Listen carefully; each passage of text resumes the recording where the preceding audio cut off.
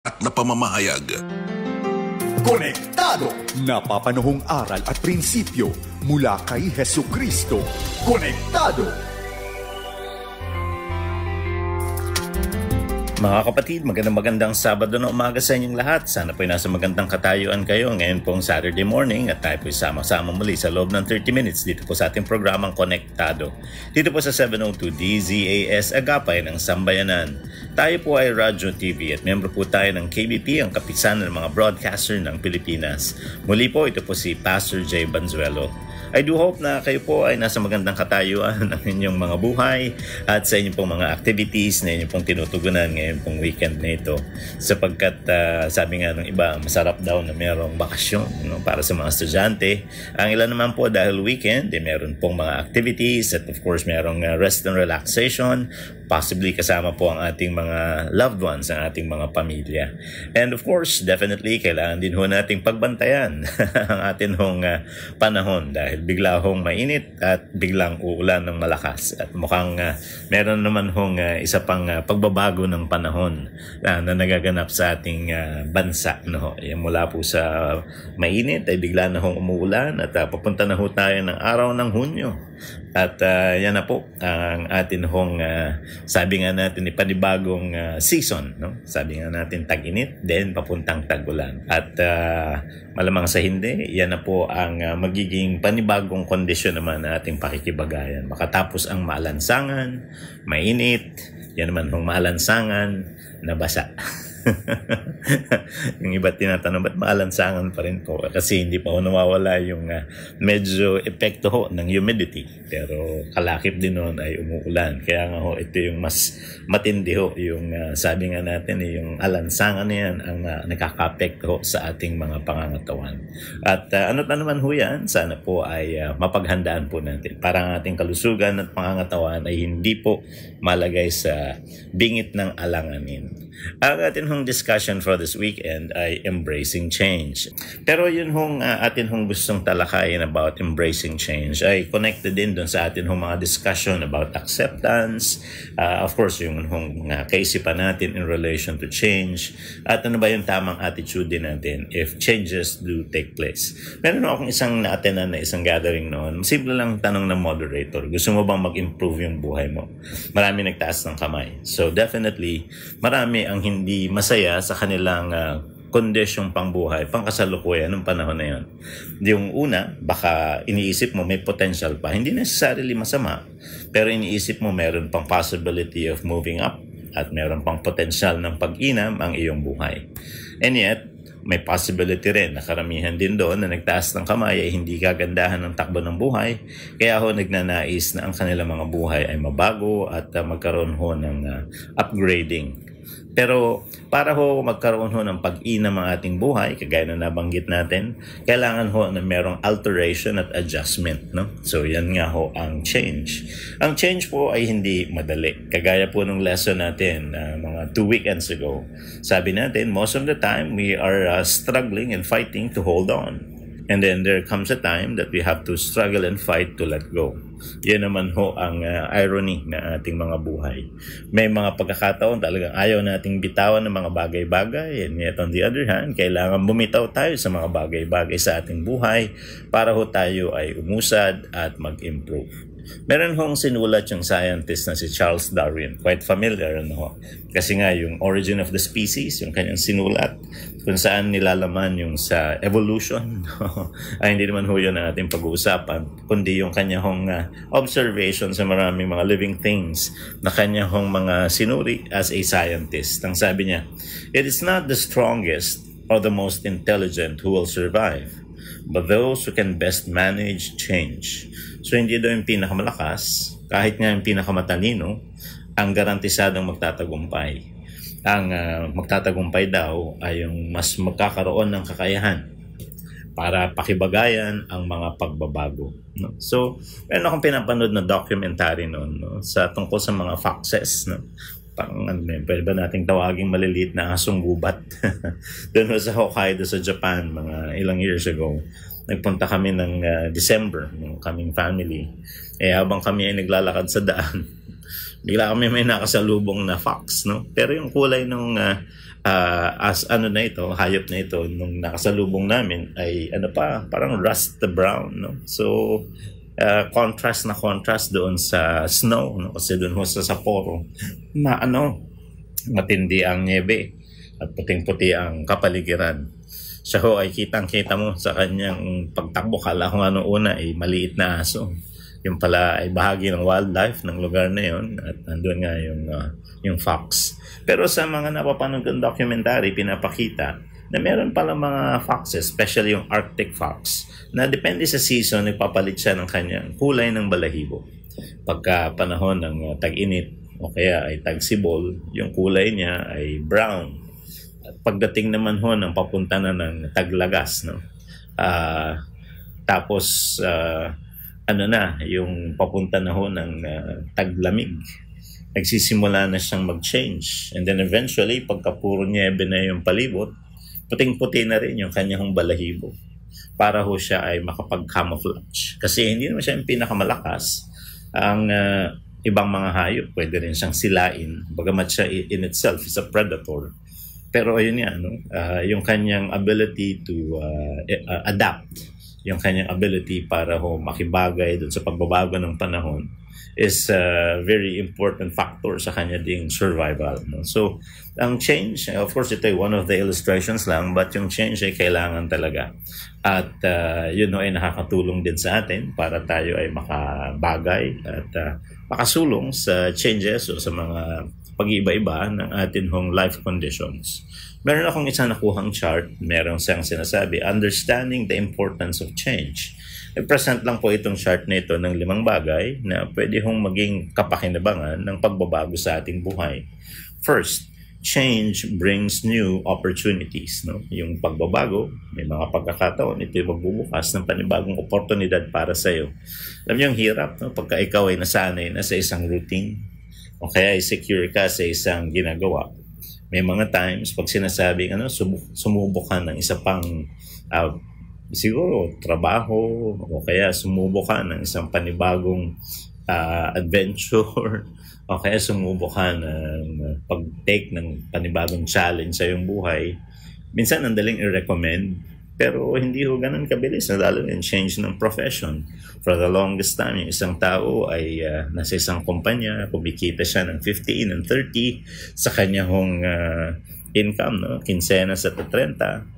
And then suddenly sasabihin mo, magpapalit siya ng kanyang trabaho. Na alala ko tuloy, nung biglang nag-lockdown ng COVID, no? Yung mga magagandang professions like yung mga pilots noon, yung mga flight stewardess, nagsimulang mag-online na magtinda, no? Kung ano-ano yung mga tinitinda. May nagtitinda ho ng mga dried fish at ng iba pa mga products. Yung ilan talagang kinakailangan magkaroon sila ng way in order to sabi nga natin survive, no? Kasi walang mga flights.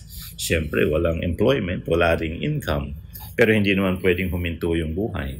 So yung iba sumubok ng online business.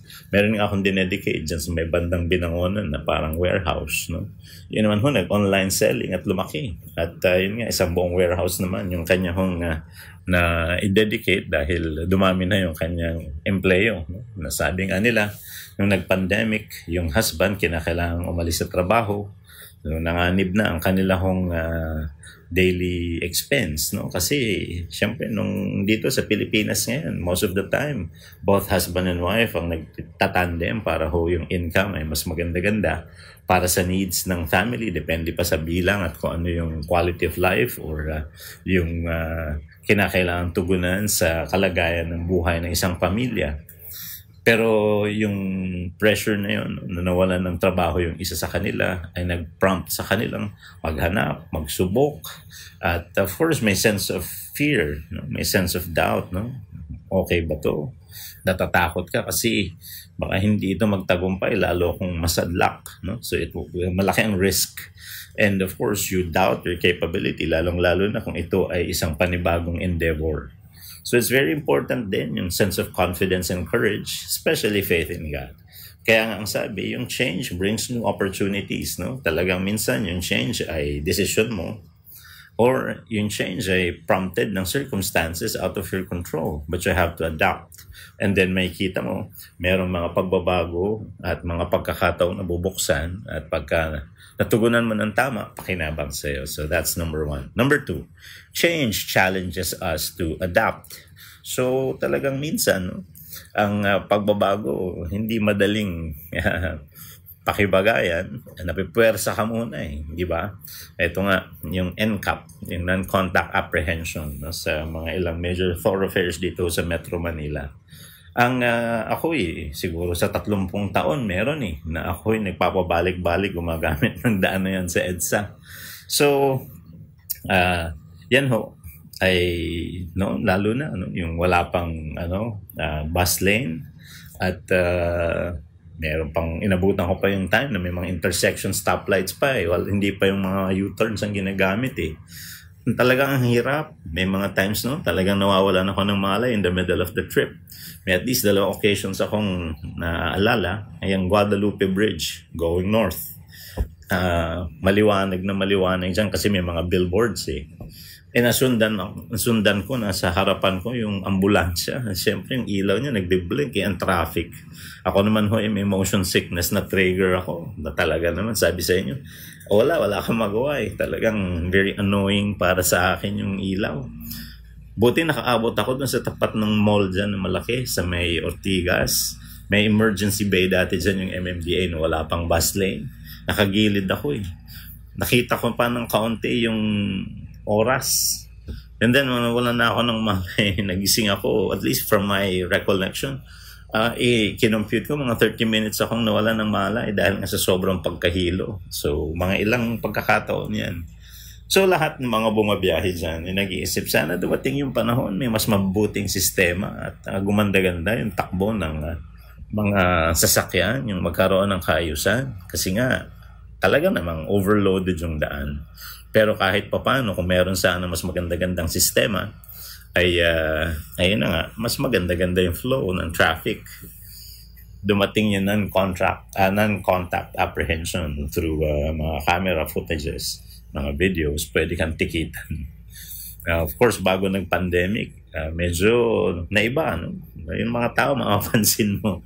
May dahil nga merong pangingimi na pagka ikaw ay nagkaroon ng violation, titikitan ka, mahal din naman. At yung inconvenience na ikaw ay nahuli dahil meron kang nilabag at ayaw mong mangyari yun. So as much as possible, you don't want that. You don't want the penalty. So nasa tamang lane, yung tamang speed limit, yung magandahang galawan sa daan, makikita mo ginagawa. Na TRO. Nako, balik na naman sa anggulo. Alam nyo, medyo pag ina-obserbahan mo, talagang pagka walang magbabantay, okay, naguhulihan. Makikita mo, tinatakasan pa yun ng huhuli. Maraming mga ganong klase ng sitwasyon. Bumalik ulit. Na nagre-reklamo.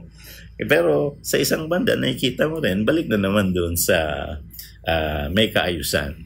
Kasi nga ito yung tanong, kung naguguluhan ka at hindi mainam dati, gusto mo may mabago, mayroong dapat gagawing hakbang. Hindi naman pwedeng wala. Kasi hindi naman maayos yung magulo kung hindi ho gagawa ng mga steps para nga ilagay sa lugar. Pero siyempre may maapektuhan. At, hindi ko naman sinasabi yung madali. Ako nga rin ho'y apektado. Pero ang maganda ho doon, kailangan mong makibagay. Kasi pagka nakibagay ka, may kita man naman, may kainaman din naman. Hindi naman lahat ay sinasabi natin perfecto pa. Pero at least, meron tayong nakikitang improvements and developments. Pero yun nga, minsan kahit ayaw mo, nahahamon kang makibagay. So change challenges us to adapt. Yung third, change helps us to learn from our mistakes. Pagka tayo po ay nagkakamali, merong dahilan kung bakit nangyari yun. A combination of things, yung maling decision, maling pag-gauge ng sitwasyon, maling galawan, nagkaroon ng hindi magandang kinalabasan. Tuloy mo yan, paulit-ulit yung diferensya. So, kailangan mong ayusin, baguhin yung galaw. So, yung change na yun, will help you learn from your mistakes, and yung adjustment na yun will give you a better situation. Di ba? Ang pang-apat, change is necessary for progress. Totoo naman, gusto mong umunlad at umayos ang isang bansa, yung mga basic na bagay lang, kailangan mong tugunan. And then, palaki ng palaki yung pwedeng pagtulong-tulungan at pagtuwangan ng mga tao sa lipunan para magkaroon ng progreso.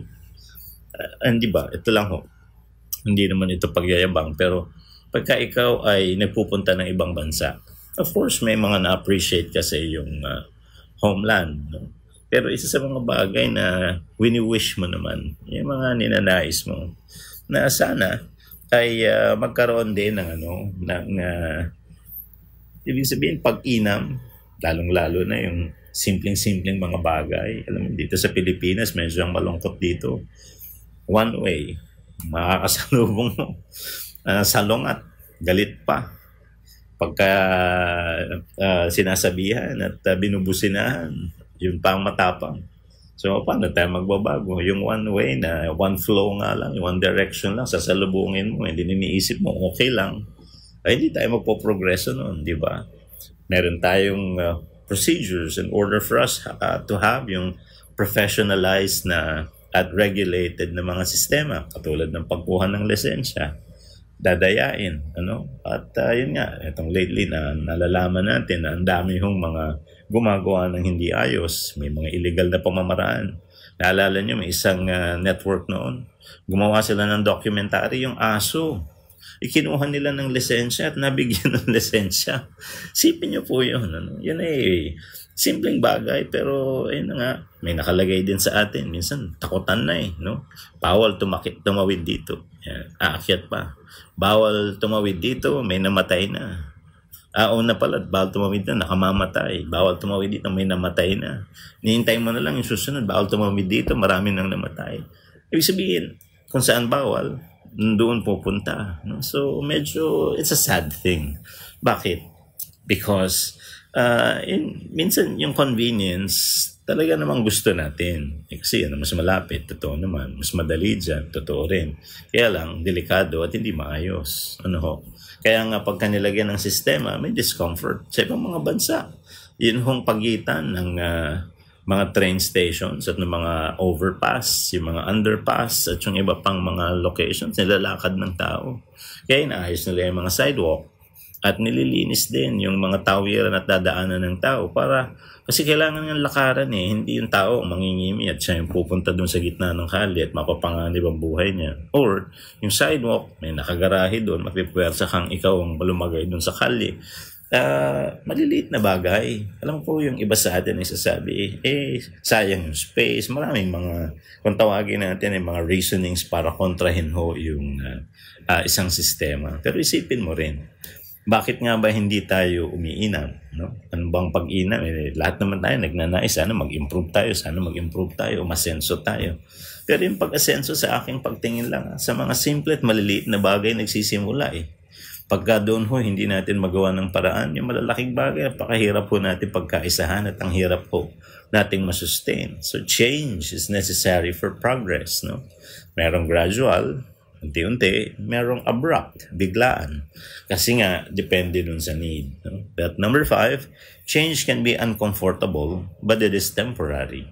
Kapag nagkaroon ng pagbabago, talagang sa una, parang hindi kayo pare-pareho kampante. Kasi nakasanayan nga, yun nga ang kalaban nakasanayan na yan ganyan na yan dati Oo nga, kaya lang gusto mo bang kagaya lagi tayo ng dati? Ngayon, kung ang habol nga natin mag-improve tayo, hindi pwedeng kagaya ng dati. Yun lang naman ang basic to. Kasi pagka inuulit mo ang isang bagay, sinimulan mo ng pareho, tinutuloy mo ng pareho, ang ending pareho rin. Di ba? So, gusto mo ayusin. So, merong i-adjust. No? So, pag natanggap mo na at makibagay ka na doon sa kinakailangan gawin, yung pagiging uncomfortable ay mawawala na. Kasi ginugusto mo na at na-appreciate mo na at sinusunod mo na, yun dapat parang uminam ang mga bagay-bagay. So, yan So, change may be uncomfortable but it is necessary, and pagka nakisama ka na doon sa need for change, pangsamantala lang siya. Now, when we talk about yung change, ang Bible speaks about it. No? Ito, simpleng verse, nagagamit din natin ito from time to time, yung Ecclesiastes. So chapter 3 verse 1, we're made aware ng Panginoon through the writings of Solomon na talagang ang change kailangang mangyari sa nature, ganun eh. At makikibagay ka.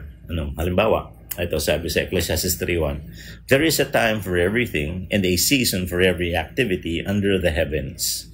So, may pabago-bagong panahon at may oras para sa lahat ng bagay. Anong ibig sabihin? Well, halimbawa yung seasons, na may mga bansa na 4 seasons. Winter, spring, summer, and fall. Pero, ang halimbawa, kanilang mga damit. Pagka damit mo taglamig, hindi mo yung damit sa tag-init. Yung galawan mo sa taglamig, iba sa galawan mo sa tag-init. So, iba-iba yung seasons eh. So, ang pinaka-point, kung magbabago, pinaghahandaan mo. Inaaral nga natin yung seasons, napipredict na natin yan. At kinakailangan may paghahandaan ka. Pag panahon ng taglamig, kinakailangan naka-store up ka na. Lalong-lalo na sa mga bansa, talagang sobrang ginaw. Hindi ka makakuha ng, sabi nga natin eh, nagiging matigas yung tubig eh. So, yung ibang mga locations, di ba? Talagang kinakailangan nila mag-store ng mga firewood, mag-stock up ng kanilang mga pagkain. Kaya nga nauuso yung mga jam, mga preserved na mga pagkain. Ang dahilan yan because of the changing of the seasons eh. Kapag ka hindi available yung pagkain sa panahon ng taglamig, i-store up mo na yan habang ikaw ay may mga prutas, gulay, o kaya ay mga products na pwedeng preserve through salt or smoking, katulad ng, di ba, yung tinatapa, yan, kaya may mga smoked salmon, yan, yung mga ham, di ba, ini-air dry yung mga karne din sa ibang mga locations. Tapos, yun nga, yung iba naman ay nilalagyan ng asin, no, para ma-preserve.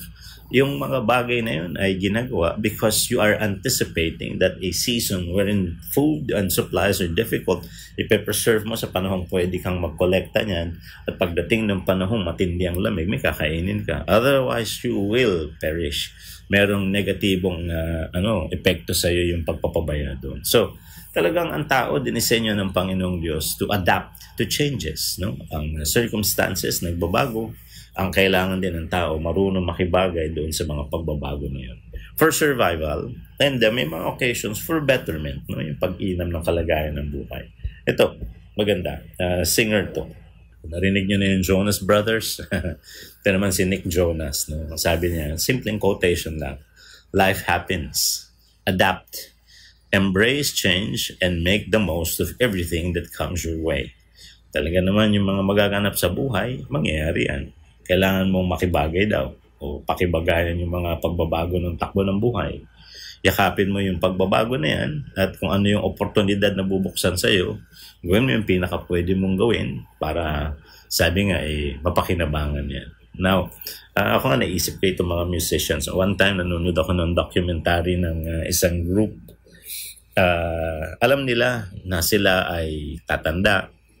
Yung appreciation nila ng mga tao sa kanila, pwedeng lumipas. May generation na ng mga bata, hindi na sila magugustuhan. Yung kanilang fanbase, yun ang mga may edad. Baka hindi na sila ang i-carry ng mga record labels. At baka yung music nila, hindi na yan yung uso. No? Ganun ang hirap din pagka sa show business daw. Kasi nga napaka laki nung dikta ng mga magpa-patronize sa'yo. Alam nila yun, mangyayari yun. Magbabago katawan nila. Hindi na sila kasing bata ng dati. Hindi kasing liksing kumilos. Hindi na kasing maabilidad sa pagharap ng pressures. Ibig sabihin, umiidad na eh. So, bumabiyahe, magpo-concert ng ilang mga buwan, yung mga ganyan. Nagtutour sila. So, in the end, sabi nila, kailangan mag-focus na kami doon sa medyo ibang klase naman ng love nila yung music at dito rin sila kumikita. Kung hindi na kami magpe-perform, might as well compose music. So gumagawa sila ng mga pyesa. Yung mga nabubuo nilang mga kanta, pinapaawit nila sa mga emerging na mga artists. No? At pag kinakanta, nagiging sikat. At through that, kumikita sila. Nagtutuloy yung legacy nila sa music behind the scenes na. Pero yung kanilang passion for music daw ay tuloy-tuloy. No? So, Hindi mo mapipigilan ng pagtanda. Hindi mo pwedeng pigilan ang pagbaba ng popularity and patronage ng mga tao. Ang circumstances ay magbabago. Yun ang hilig ng tao, mag-iiba.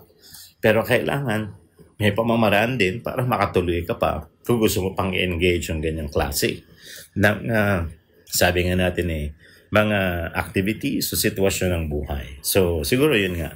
Life happens. You have to adapt, embrace change, and make the most of everything that comes your way. So, yan po ang first part ng ating discussion about how do we deal with change. No? Ang change ay normal. No? Yan po ay laging nangyayari, nagaganap.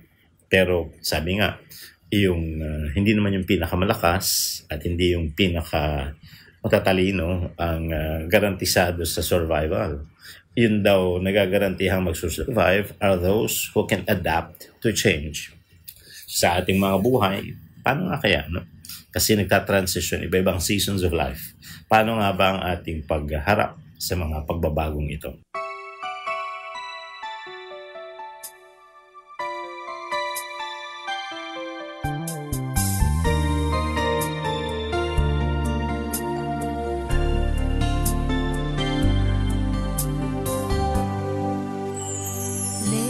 I've been asking why is yesterday much farther from today, and why just things don't stay the way they are.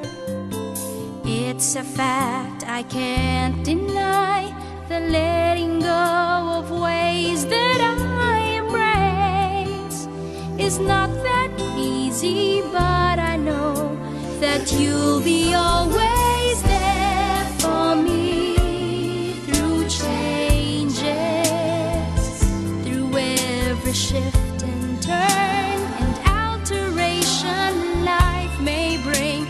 I know that you'll be there for me through changes. Without a doubt, indeed I know you'll never leave me all alone as I walk this road to grow through changes.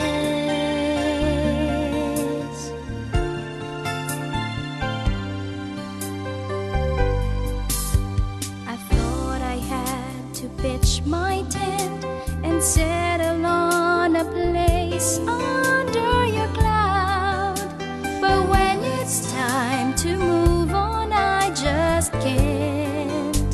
I was afraid to deviate, scared to go with you to higher ground, but when I tried to take my leap of faith, I found you there for me through changes, through every shift and turn and alteration life may bring.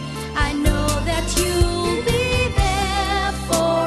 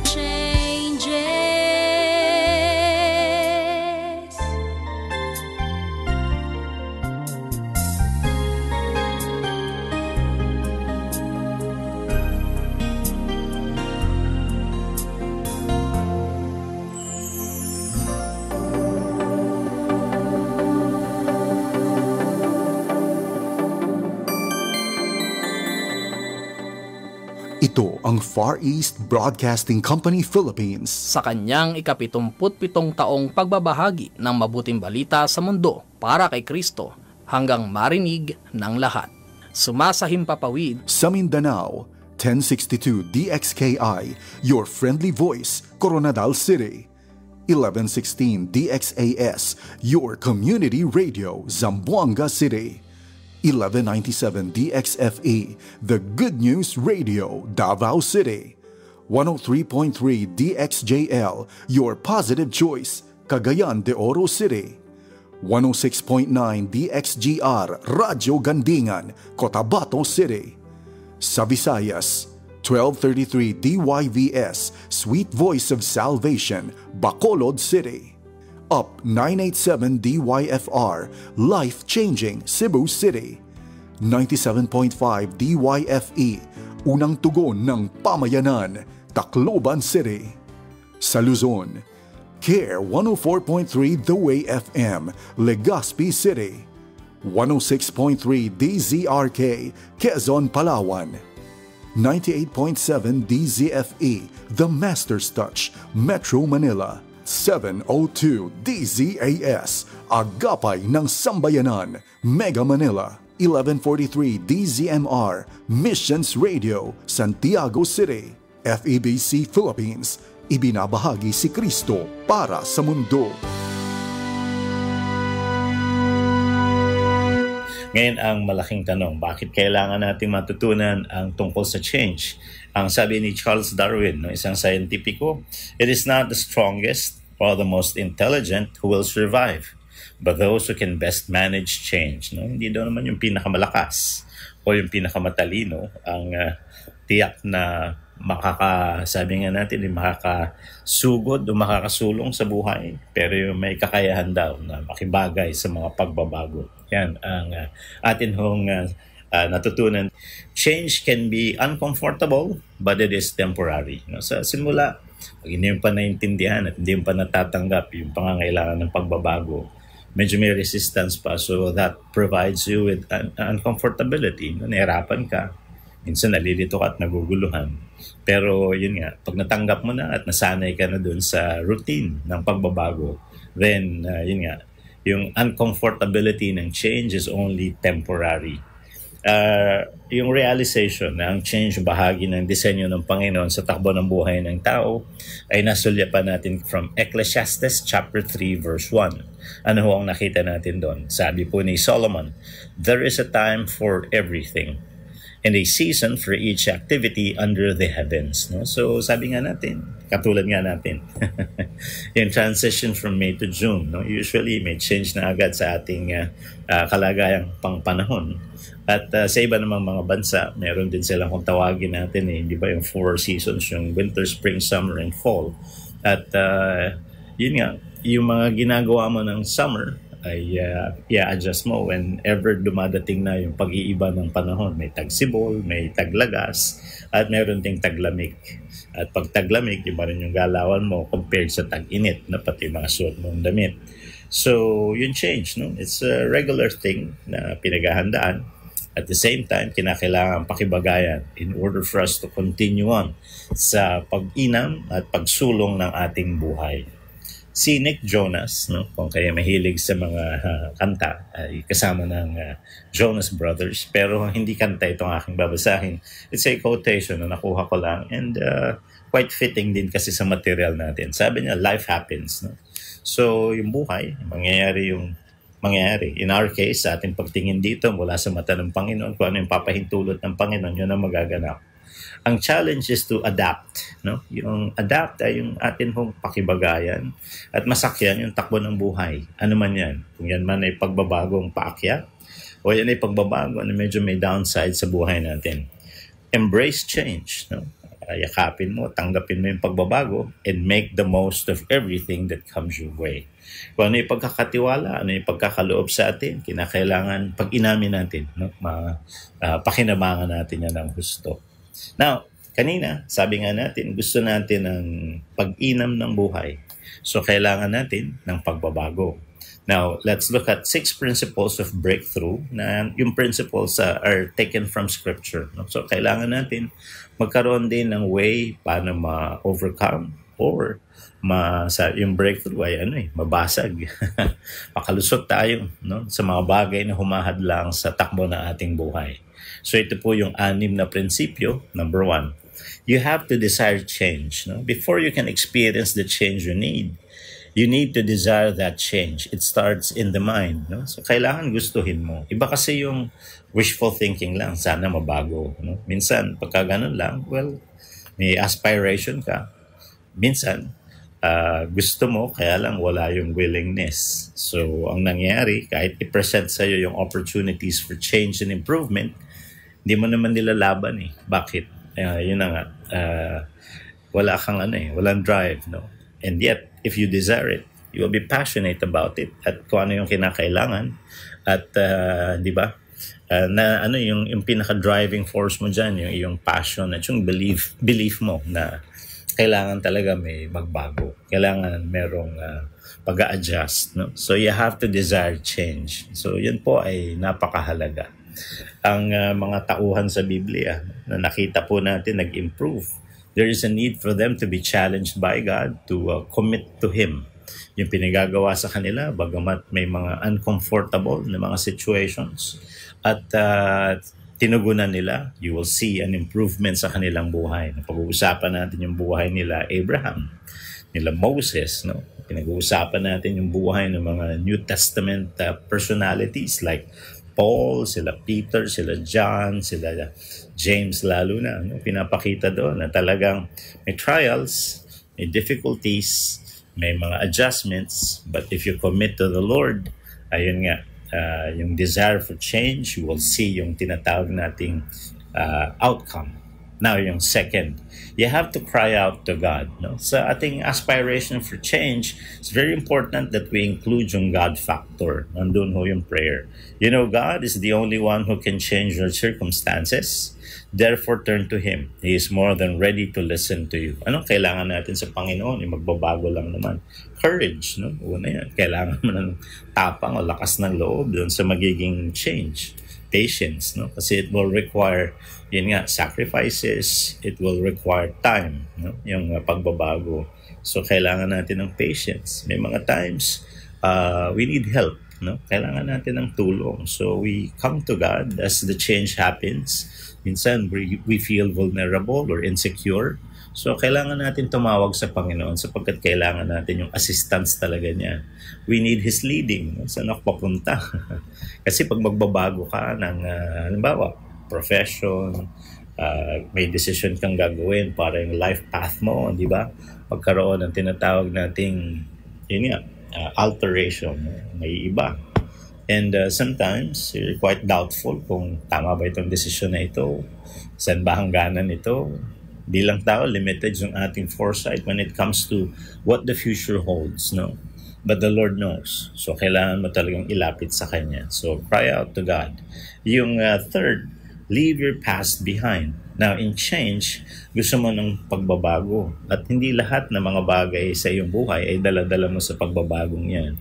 Actually, marami mga bagay kang iiwanan. Lalo na yung mga bagay na hindi mainam at makakagulo sa iyong kondisyon.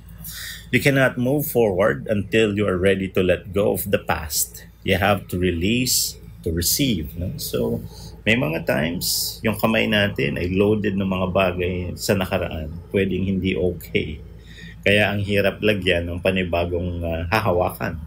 So, you have to let go of those things. Lalo na kung ito'y kontra sa kalooban ng Panginoon. And then hold on to the new things that the Lord will actually entrust to you. So, it's needed, no? You have to leave your past behind.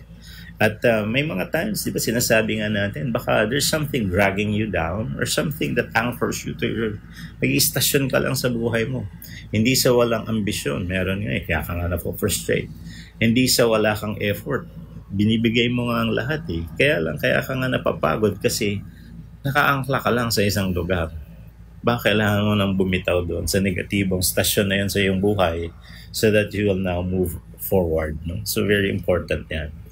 Number 4, walk towards Jesus. Yan yung binabanggit ko kanina na may mga times ang ating iniisip, okay, kailangan ng pagbabago. Pero anong mga hakbang? Papunta saan? Ito yung pinaka-guaranteed principle ng Bible. Go to where God is. Sundin mo yung mga panuntunan ng Panginoon at di ka maliligaw. No? Bakit? For example, nagsasangay yung daan. There's a fork on the road. Saan ka pupunta? May mga times, pwede mong, di ba, subukan yung isang daan. Kaya lang kung wala doon yung destination mo, palayo ka. Ang gusto mong matahak yung tamang landas, yun yung magiging daan para matahak mo nga yung destination na alam mong mabuti at dapat mong marating sa buhay. At yun naman ang binabanggit ng Bible. No? You want the blessings, you want the right change, you want yung betterment of life. Diba? Seek first the kingdom of God and His righteousness, and all these things shall be added unto you. Yung ibang mga bagay, susunod na lang yan. But if you would like your life to truly have yung success, victory, and blessings na gustong ilatag ng Panginoon sa iyong buhay, you walk towards Him. Diba? Yun nga, napakahalaga. So when Jesus beckons you, walk towards Him, regardless of how scared you are. You have to do it anyway. No? So yun yung challenge. Principle number 5, you have to be specific. Kasi minsan, di ba, sweeping statement, gusto mo ba mabago buhay ko? Yan ang ambition mo, gusto ko magbago. Ang tanong, are you aware kung ano ba yung dapat ma-adjust, mabago, iwanan, at tahakin? Bakit? Di ba alam ng Panginoon yan? Alam niya. It's for you. Kasi nga minsan, if we make sweeping statements, then we don't have a clear target. Hindi nga natin alam kung ano yung mga poproyektohin nating number 1, number 2, number 3. Bakit? Sobrang laki. Iniisip lahat ba ito babaguhin? O kaya baka kailangan magsimula muna sa isang maliit na adjustment and then eventually everything else will follow. But you have to be specific. Ano ba ito? Change ba ng aking character? O kung ito'y change ba ng profession? Di ba? Change ba ito pagdating sa aking attitude? Change ba ito ng aking mga companions? You have to be clear on what you want God, di ba, to provide for you. No? So, God is always there, ready to listen. No? Pero kailangan nga nating specify ano ba yung talagang gusto nating mabago sa ating buhay. Because as much as the Lord knows, hindi naman automatic ang mga bagay-bagay. No? Nire-require niya tayo to converse with Him and to speak to Him. No? Ask and you shall receive. So, ano ba yung hinihiling mo? And then, yun nga yung pang number 6 natin, after being specific, then you will receive. No? Pero yun nga ang kagandahan. No? As you seek God, you know yung according to His will at yun nasa paradigm ng kanyang kalooban at ano yung lihis. So, if you're asking kung ano yung may kinalaman sa kalooban ng Panginoon, be expectant of what you have been praying for. Expectation, no? Will most of the time breed manifestation. So, parang ang point natin dito, kailangan mong, di ba? Kasi pag hiniling mo sa Panginoon, hindi naman nahuhulog yung isang sako ng ginto that provides you automatically kung ano yung iyong specific request. But the Lord will open up doors. No? And then, yun nga, pag nagkaroon ka ng tamang, sabi nga natin nagkaroon ng linaw ang iyong kaisipan, ito nga ang kalooban ng Panginoon, then you enter that door, meaning you accept the challenge, nakukuha mo yung boost coming from God, di ba? Binibigay mo yung effort mo for something to really happen. So, ganun yun. No? Hindi naman po automatic yan. Bigla na lang nagdadatingan isa-isa. You also have to do your part as the Lord also provides you with the avenues. No? So, we will receive. No? If you ask, then you will receive. Yan naman ang napakagandang pangako ng Panginoon.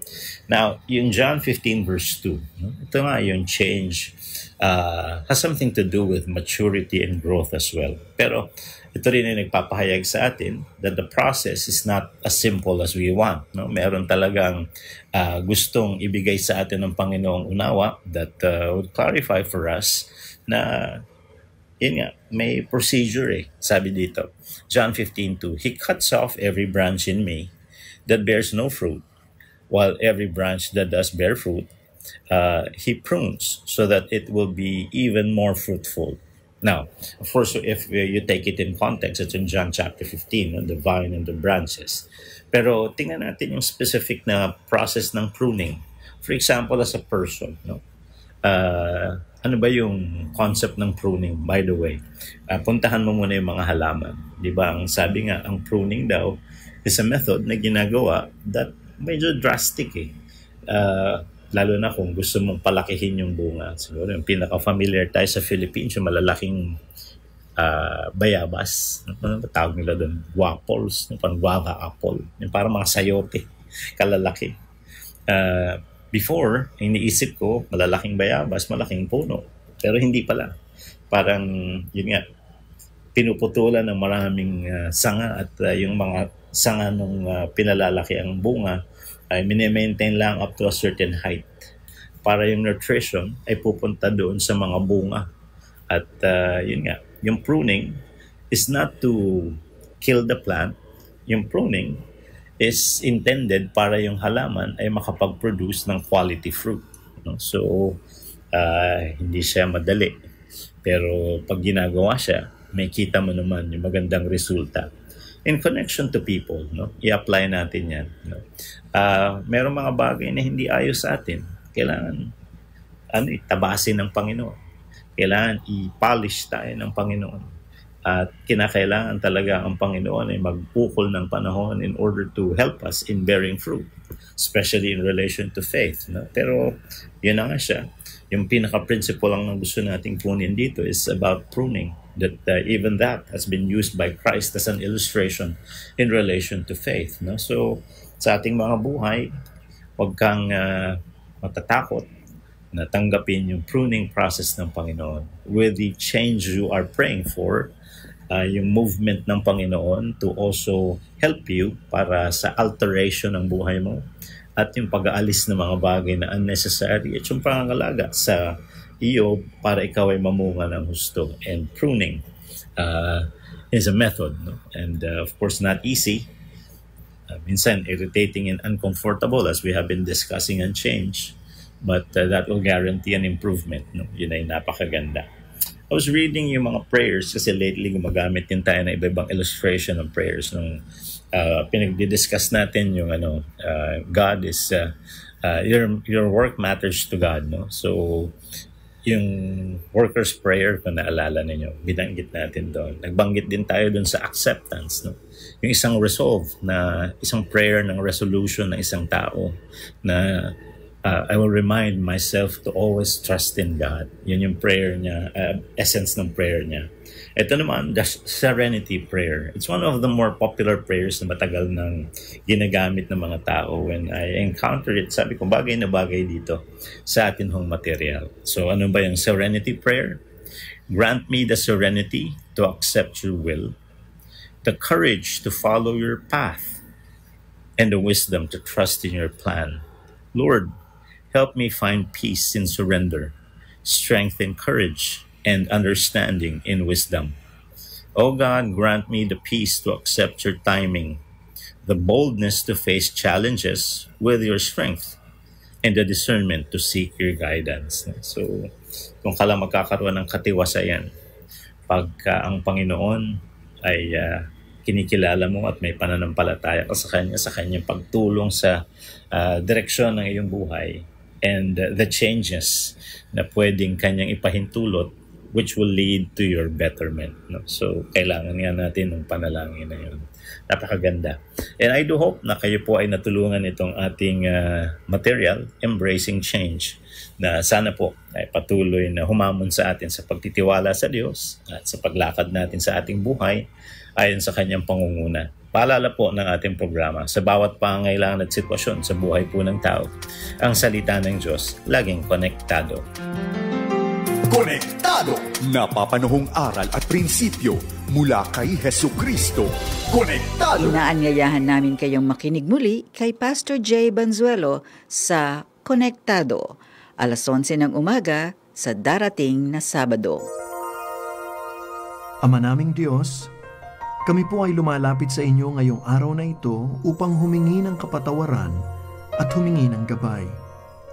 Alam namin na sabi ninyo sa inyong salita, kawawa sila na nagsisitawag ng mabuti ay masama at ng masama ay mabuti. ngunit yan mismo ang aming ginawa. Nawalan na po kami ng espiritual na pananaw at nabaligtad na namin ang tama at mali. Inaamin po namin na yinurakan namin ang tunay na katotohanan ng inyong salita at tinawag naming pakikipagpalitan ng kaalaman at paggalang sa paniniwala. Pinapayagan namin ang pagsamba sa Diyos-Diyosan at tinawag naming kalayaan at kalinangan ng pagsamba. Pinahintulutan namin ang relasyon ng magkatulad na kasarian at pakikiapid at tinawag naming karapatang maging totoo. Pinagsasamantalahan namin ang mga mahihirap at tinawag naming loto, huweteng at game shows. Pinabayaan namin ang mga dukha at nangangailangan at tinawag naming magsariling sikap. Ginagantimpalaan namin ang katamaran at tinawag naming pagkalinga sa kapwa. Hinayaan namin na pagtayuan ng bahay ng di aming pag-aari at tinawag naming mga botante at informal dwellers. Pinatay namin ang sanggol sa sinapupunan at tinawag naming karapatan ng kababaihan.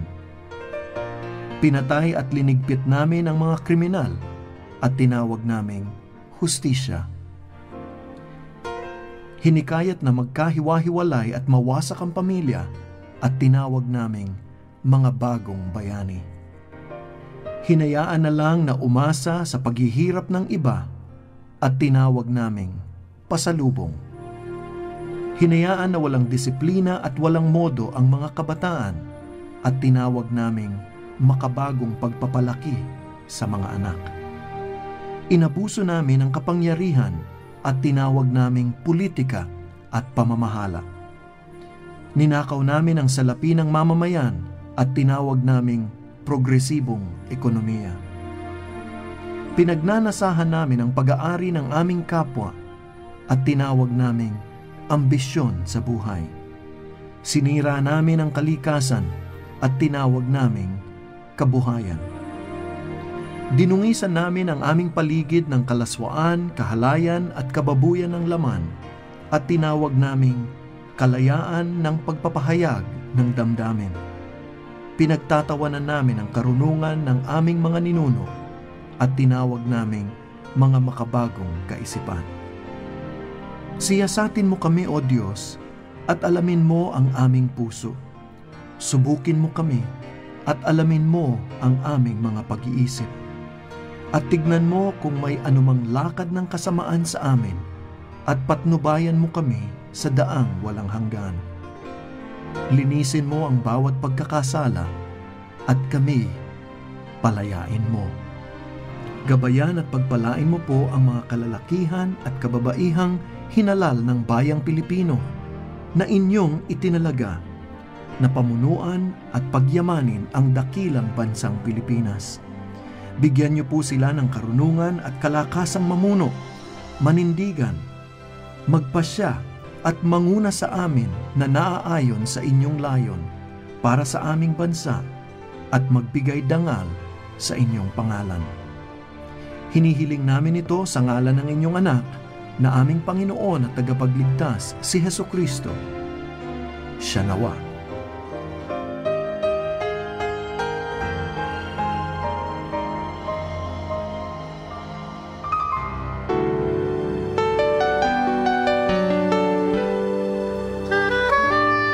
Dito nagtatapos ang pagsasahimpapawid ng 1143 DZMR Missions Radio.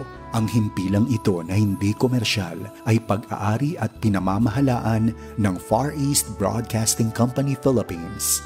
Ang DZMR ay may lisensya mula sa National Telecommunications Commission na may bilang BSD-0061-2020. Nagsasahimpapawid ang DZMR araw-araw sa lakas na 10 kilowatts sa 1143 kHz sa AM band mula Lunes hanggang Biyernes, alas 5 ng umaga hanggang alas 8 ng gabi at tuwing Sabado mula alas 5 ng umaga hanggang alas 12:30 ng tanghali. Ang mga studio at transmitter nito ay nasa Sefton Village, Maharlika Highway, Barangay Divisoria, Santiago City, Isabela. Ang 1143 DZMR ay nasa pangangalagang teknikal ng mga sumusunod na FEBC personnel na lisensyado ng National Telecommunications Commission at ng Professional Regulation Commission. Electronics and Communications Engineer Joaquin Aliga Jr., ECE number 001-1597. First Class Radio Operators John Mark Anthony Maguliado, NTC number 12-1PHN-26499 at Valentino Marcelino, NTC number 97-1TNCR-9994. Maraming salamat sa pakikinig. Ito ang 1143 DZMR Missions Radio. Mga kababayan, ang pambansang awit ng Republika ng Pilipinas.